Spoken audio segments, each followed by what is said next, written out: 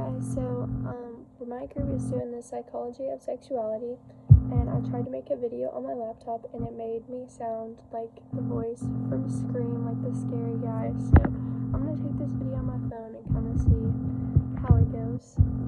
But like I said, we're doing the psychology of sexuality. So what is human sexuality? Human sexuality refers to people's sexual interests and attractions to others, as well as their capacity to have erotic experiences and responses.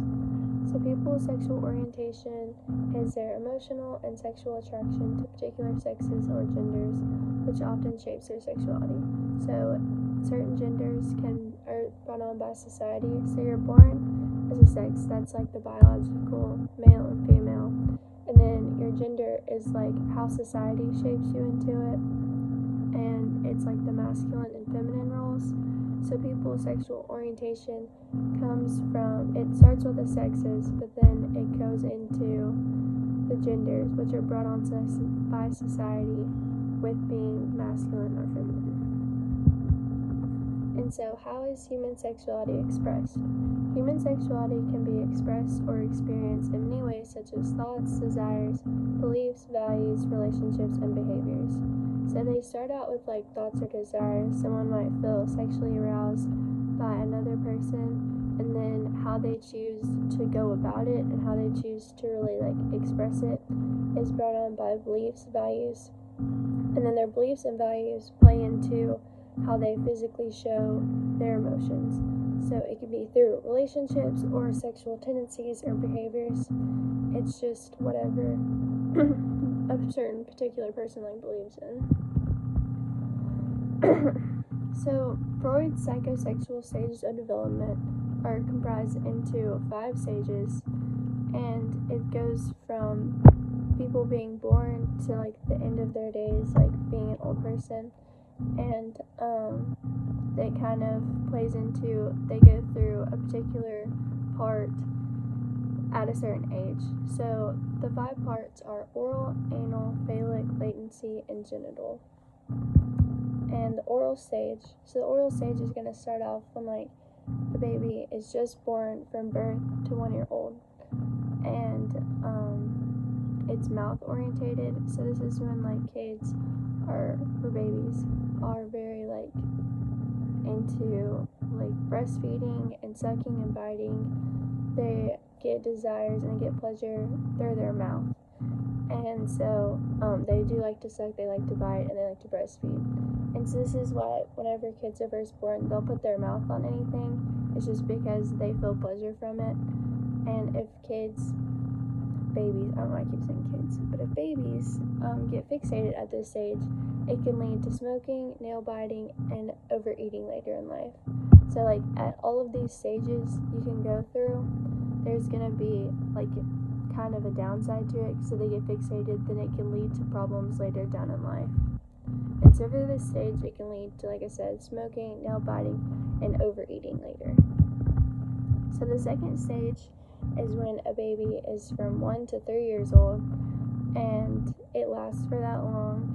The pleasure organ in this stage is the anus or the urethra. So the toddler finds satisfaction in defecating and urinating. And this stage is where the toddler learns how to be potty trained. They're kind of leaving the diapers, leaving the pull-up stage, and they're learning to have bladder control. So this is when moms are always asking their kids, hey, do you have to go to the bathroom? Do you have to go to the bathroom? And they say no, but they really do. They're kind of getting a feel for how their bladder works and learning how to control it. And so if a child or toddler gets fixated at this point, they can have issues with messiness or orderliness. And so basically it's really important to like get them potty trained, that way they don't have problems later down the line. The phallic stage occurs from 3 to 6 years old. The location of the pleasure in this stage happens at the genitals. So this is when they're kind of learning about that they have sexual differences. So like a boy will have a penis and a woman or a girl will have a vagina. Sorry, I'm doing this on my phone. I'm not texting, so it's getting distracted. But, so the location is happening at the genitals, and they're becoming aware of their anatomical sexual differences. So this can lead to sexual attraction, like where arousal occurs, imitation of his or her same-sex parent, self-pleasure arises here. So this is really important because self-pleasure happens here from 3 to 6. So this is when kids are going around flashing themselves.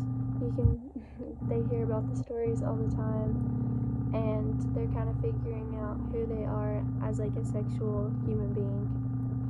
And if asphyxiated, the child can grow up to be deviant or sexually dysfunctional. So I know a lot of parents will go out and really be mad whenever kids do this, but they're just kind of learning what's going on with their bodies and having self-realization that this is who I am and this is different than other people and kind of how to handle it. So as they go through this stage, they are gonna realize what self-pleasure is, and they are gonna try to imitate the same-sex parent. So it's really important to set a good example for how the child should act, because they are always watching. They always say do as I say, not as I do, but it's important to actually act out how you want the child to.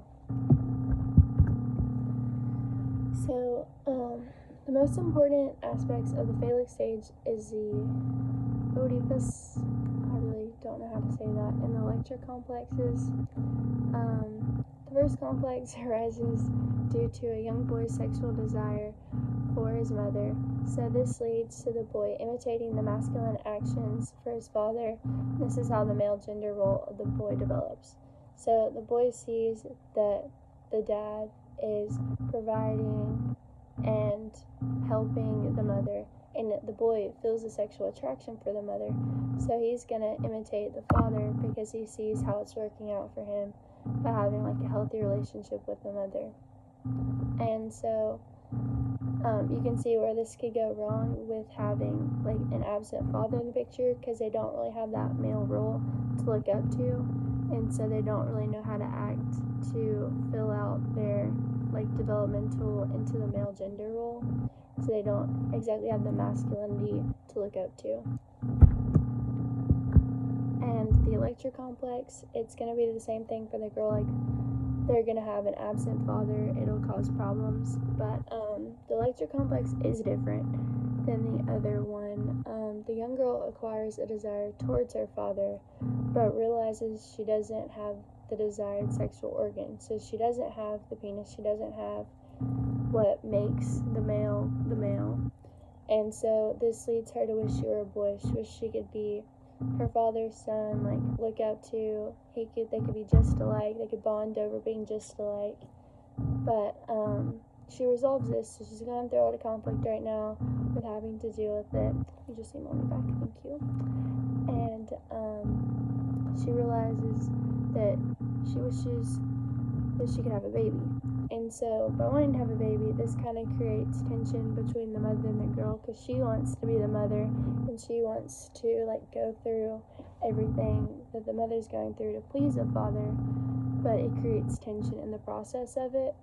But as she kind of moves out of it, she realizes that she doesn't want to have a baby, obviously, and she gets rid of those negative thoughts and feelings towards the mother, and then starts acting like the mother. So it's kind of a different and more difficult process with the girl, just because she automatically looks towards the father and then she moves to the mother. And you can kind of see if a mother doesn't have a male figure in her life, and doesn't have, or a male a husband in her life, or boyfriend, any figure basically, that it causes problems to the girl, because she doesn't know how to really react in response to not having a father, and it can cause her to be more aggressive, angry, lash out more at the mother, just because she never relieved the tension and never really moved into this complex and moved out of it.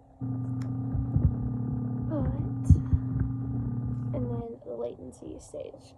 So this stage lasts a little bit longer, and it's from 6 years old to puberty. And so this is really important because this is where kids kind of go through they don't have a desire and they don't have like pleasures at the same way. So the sexual feelings of a child at this point are dormant. And that's really important because like people will go around, like older people will be like, hey, who's your girlfriend? You have a girlfriend? But like kids at this point aren't even thinking about that.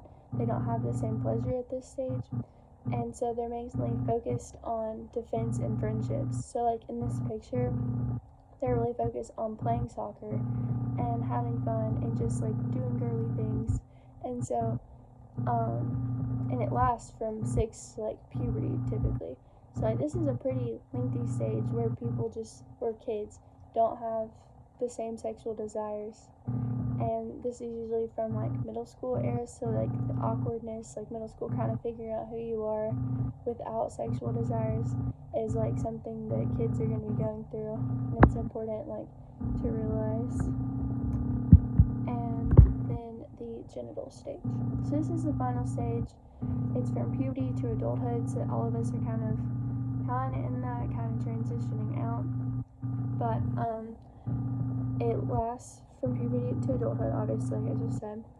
And this is when adolescent sexual experimentation takes place, as well as when sexual interests mature. So this is when people are going out, and like hookup culture is really in right now, and they're just kind of trying out and figuring what they like and what their pleasures will play into. And this is when a lot of people are questioning their values. And like I said, like in the first slide, like it's important for people to like figure out what their values are and what's important to them whenever they're sexually experimenting, because no one wants to like get their feelings hurt or get involved in something that's not what they believe in. And this stage is based off of pleasure of two individuals together. So in the previous stages before, kids were kind of self-pleasure, like figuring out what works for them. Well, this is when it matures into two people. This is when like the hormones are raging to get out there and socialize and figure out what type of sexual encounters they want to go through. Okay, and then that's for like the presentation, and then I have like some questions at the end. So according to Freud, someone who has an issue with nail biting might be fixated on what stage? And if I go back and look at the PowerPoint, well, obviously that it's the oral stage, and it's from birth to 1 year. And so it's going to be where the mouth comes into play, and that's where the root of the baby's pleasure comes from. Questions. So which stage of Freud's developmental theory concerns ages 3 to 6? And we'll just go back and look from 3 to 6. It is the phallic stage, and this is where the pleasure happens at the genitals, and they become aware of their anatomical sexual differences. This is when kids are flashing themselves. I don't know why I keep referring back to that. That's just the only thing I can think of. And then, according to Freud, the unconscious love and desire of female children for their father is called the Electra complex, and it's different than the other complex, and it's where they desire for their father, but then they realize that they don't have the same sexual organs, and so can lead her into wanting to be a boy. And then the outcome of that, they start imitating the female mother, and then she develops into the feminine gender role. And so like I said, like it's really important to know that sex and gender are different. Sex, that's the only thing like I really want you to come out with learning about this, is that sex is what you're born with, and it's the biological factors, and then gender is society, so feminine and masculine. They're totally different, and they lead in to each other kind of, but it's just the sexual orientation comes from the sex and gender, comes from the two different things. So